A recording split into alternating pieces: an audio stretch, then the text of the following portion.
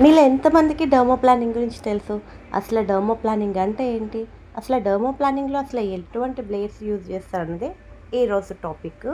చాలామంది బ్రైడ్స్ అంటే కన్‌ఫ్యూజ్ అవుతూ ఉంటారు.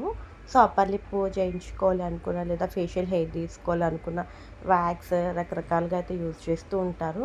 సో, వాటికన్నా డర్మా ప్లానింగ్ చేస్తే బెస్ట్. ఎందుకంటే డర్మా ప్లానింగ్ చేసేటప్పుడు ఏదైతే ఎపిడర్మస్ ఉందో ఎపిడర్మస్ మీద కంప్లీట్‌గా ఎపిడర్మస్‌ని క్లీన్ చేసిద్ది.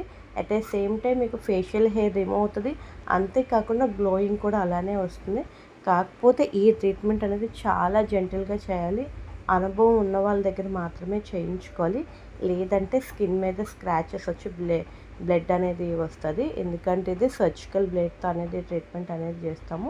సో, ఇలా చేసుకోవడం వల్ల మళ్ళీ రీగ్రోత్ ఎక్కువైపోతదో లేదా ఇంకేదో అనే అపోహలైతే పెట్టుకోక్కర్లేదు. ఏదైతే మీ ఫేషియల్ హెయిర్ అయితే ఉందో అది మాత్రమే వస్తుంది.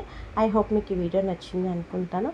ఈ వీడియో మీద మీకు ఏమైనా డౌట్స్ ఉంటే కామెంట్ బాక్స్‌లో కామెంట్ చేయండి. డెఫినెట్‌లీ నేనైతే రిప్లై ఇస్తాను. Thank you.